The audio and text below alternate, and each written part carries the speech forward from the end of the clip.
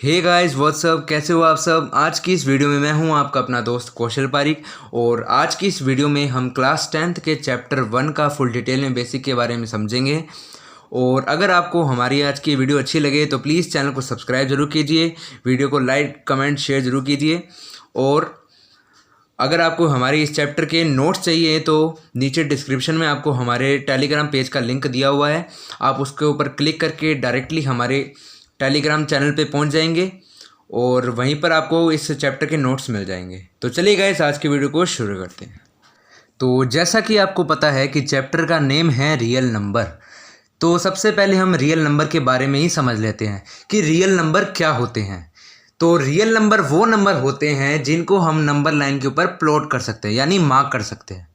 तो अब आगे और देख लेते हैं, जैसे रियल नंबर में कौन कौन से नंबर आ जाते हैं, जैसे natural number, whole number, rational number, irrational number and integer. और इसके अलावा भी जितने टाइप के नंबर होते हैं। तो अब नेचुरल नंबर क्या होते हैं, अब इनके बारे में समझ लेते हैं। नेचुरल नंबर वो होते हैं जो 1 से शुरू होते हैं, जैसे 1 2 3 4 5 एंड सो ऑन। अब आगे देख लेते हैं होल नंबर क्या होते हैं। होल नंबर वो होते हैं जो 0 से शुरू होते हैं, ये शायद आपको पता होगा, 0 1 2 3 4 5 एंड सो ऑन। और आगे देख लेते हैं रेशनल नंबर क्या होते हैं। रेशनल नंबर वो होते हैं जिनको हम p/q की फॉर्म में लिख सकते हैं, और जहाँ पे q होगा वो 0 के इक्वल बिल्कुल नहीं होगा, ठीक है। और हम आगे देख लेते हैं इरेशनल नंबर। तो इरेशनल नंबर की सिंपल सी डेफिनेशन है कि जो नंबर रेशनल नहीं है वो इरेशनल होते हैं, समझ गए। तो अब आगे देख लेते हैं कि इंटीजर क्या होते हैं। तो जैसे आपने नंबर लाइन तो देखी होगी, और नंबर लाइन में जैसे 0 से लेके पॉजिटिव इन्फिनिट तक, जैसे 0 1 2 3 4 ऐसे सो ऑन। और इस तरफ में -1 -2 -3 से लेके नेगेटिव इन्फिनिट तक जितने भी नंबर आते हैं वो सब इंटीजर में आते हैं। लेकिन एक बात और, जैसे नंबर लाइन में आपको पता होगा, जैसे मान लो 1 और 2 है। अब आपको पता है कि 1 और 2 के बीच में भी तो इन्फिनिट नंबर हैं, तो क्या इनके बीच में जो नंबर हैं ये भी इंटीजर होते हैं? नहीं, इनके बीच में जितने भी नंबर होंगे, जैसे 0.5 0.6, मतलब जो फ्रैक्शन की फॉर्म में इनके बीच में जो नंबर आते हैं वो इंटीजर नहीं होते। सिर्फ 1 2 3 4 5 ऐसे, मतलब जिनके बीच में 1 यूनिट का गैप होता है वो ही इंटीजर आते हैं। तो अभी तक में आपने जो कुछ भी पढ़ा वो सब कुछ तो आपको पहले से पता होगा। तो थोड़ा चैप्टर में आगे चलते हैं, और आगे एक नई चीज़ आती है, वो है यूक्लिड्स डिवीज़न लेमा। तो सबसे पहले नाम से ही समझते हैं ये क्या है। तो यूक्लिड है एक साइंटिस्ट का नेम जिसने ये चीज़ बनाई है, जो मैं आपको आगे बताऊंगा। और डिवीज़न आपको पता ही है, डिवाइड को कहते हैं। और लेमा क्या होता है, लेमा मतलब तरीके को कहते हैं। तो हमें नाम से क्या पता चला, यूक्लिड द्वारा निकाले गए डिवाइड करने के तरीके को यूक्लिड्स डिवीज़न लेमा कहते हैं।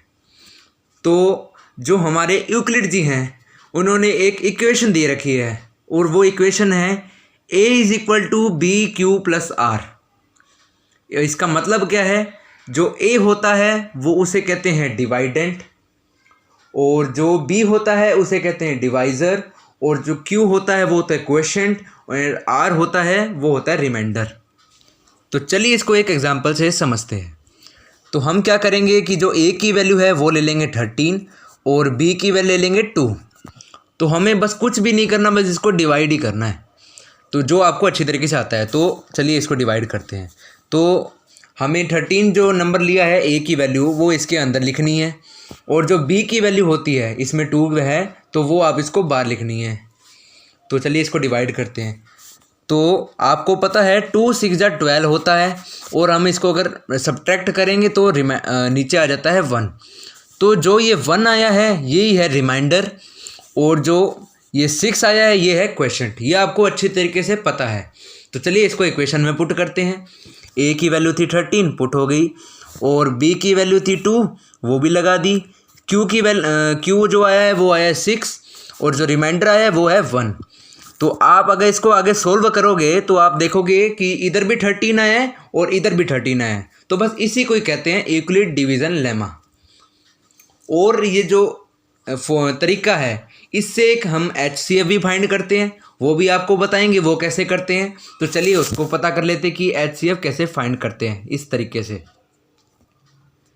तो मान लो एक क्वेश्चन लेते हैं हम find the HCF of 420 and 130।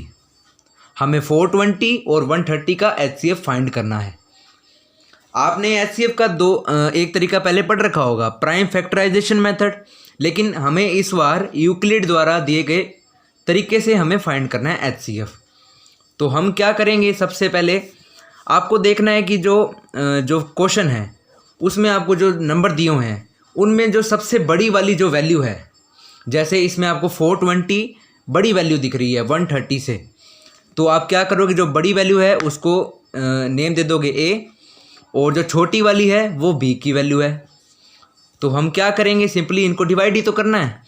तो पहले तो हम इक्वेशन लिख लेंगे, A की वैल्यू है 420 और B की वैल्यू है 130, और क्वोशेंट और रिमाइंडर में फाइंड करना है, और इसी के साथ HCF भी करना है। तो हम 420 लिख देंगे अंदर और 130 आ जाएगा बाहर। तो अब इसको डिवाइड करते हैं, 133 जा होता है 390। अब हम इसको सब्ट्रैक्ट करेंगे तो जो रिमाइंडर आएगा वो आएगा 30। इसको इक्वेशन में पुट कर दो, इस टाइप की कुछ इक्वेशन बन जाएगी। अब हमें एक इस कहानी में आता है ट्विस्ट। अब आपको देखना है जो B की वैल्यू और R की वैल्यू, आपको क्या करना है, B को R से डिवाइड करना है। मतलब इसमें आया है 130, अब 130 को 30 से डिवाइड करना है। तो चलिए डिवाइड करते हैं। इस बार 130 अंदर ले लेंगे और 30 बार आ जाएगा। तो अब इसको डिवाइड करते हैं, तो 34 जा होता है 120। अब इसको आगे सब्ट्रैक्ट करेंगे तो हमें एक नया रिमाइंडर मिल गया और नया क्वोशेंट मिल गया। इसको फिर इक्वेशन में लगा देंगे, दूसरी इक्वेशन बन गई 130 = 30 × 4 + 10, ये बन गई। अब फिर से हमें ये तरीका अपनाना है, हमें B की वैल्यू देखनी है और R की वैल्यू देखनी है।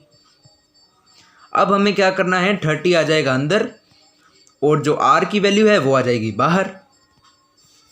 तो अब इसको डिवाइड करेंगे तो 10 3 जा 30 होता है, आपको पता है।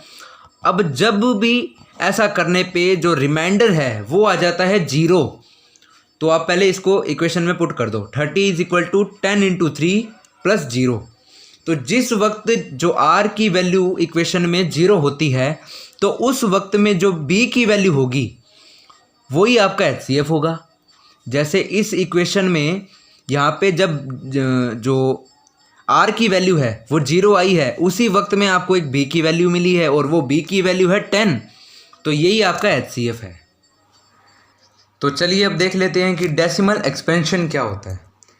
तो हमारी जो एक्सरसाइज 1.4 है वो पूरी इसी के ऊपर बेस्ड है। तो चलिए इसको समझ लेते हैं। तो जो डेसिमल एक्सपेंशन होता है वो बेसिकली 3 टाइप का होता है। एक होता है टर्मिनेटिंग, एक होता है नॉन टर्मिनेटिंग रिपीटिंग, एक होता है नॉन टर्मिनेटिंग नॉन रिपीटिंग। तो अब इनको समझ लेते हैं। टर्मिनेटिंग वो होता है जिसको डिवाइड करने पे लास्ट में रिमाइंडर 0 आ जाए, मतलब पूरा ख़त्म हो जाए। एग्जाम्पल से देख लो कि अगर आप 10 को 2 से डिवाइड करोगे तो रिमाइंडर 0 मिल जाएगा आपको और क्वोशेंट 5 मिल जाएगा, मतलब पूरा ख़त्म हो जाएगा। तो वो टर्मिनेटिंग डेसिमल एक्सपेंशन है। अब आगे देख लेते हैं कि नॉन टर्मिनेटिंग रिपीटिंग क्या होता है। ये मतलब ऐसा नंबर होते हैं जिनको डिवाइड करने पे कोई एक स्पेसिफिक नंबर रिपीट करता रहता है या फिर ग्रुप ऑफ नंबर। जैसे आप देख लो 0.11111, मतलब 1 के ऊपर बार लगा हुआ है तो ये रिपीट कर रहा है। तो ये इसका एग्जांपल है नॉन टर्मिनेटिंग और रिपीटिंग का।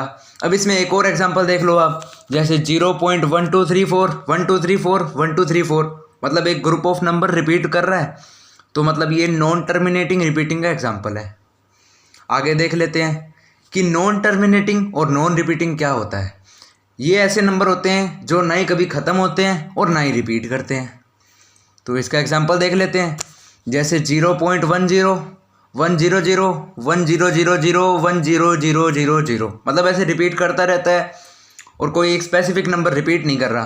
पहले 10 आया, फिर 100 आया, फिर 1000 आया, ऐसे।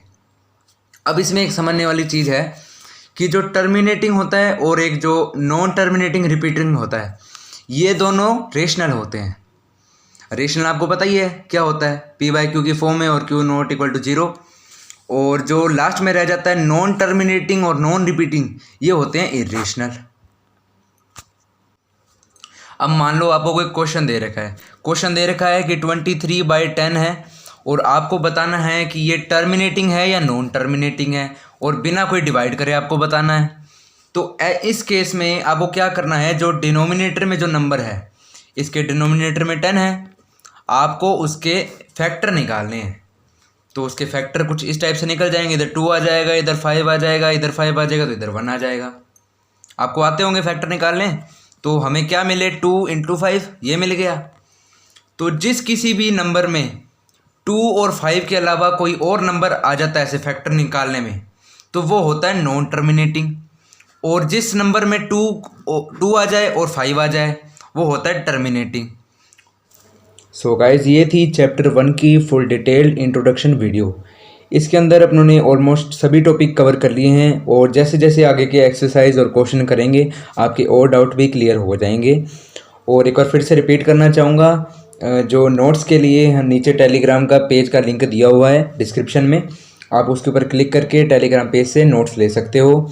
और डिस्क्रिप्शन में चैप्टर 1 की प्लेलिस्ट का लिंक भी दिया हुआ है, जिससे के ऊपर क्लिक करके आप चैप्टर 1 की और वीडियो देख सकते हो, बाकी की एक्सरसाइज की और क्वेश्चन की। और गाइज़, अगर आपको आज की वीडियो अच्छी लगे तो प्लीज़ चैनल को सब्सक्राइब कीजिए और वीडियो को लाइक कमेंट शेयर ज़रूर कीजिए। और okay guys, thanks for watching this video.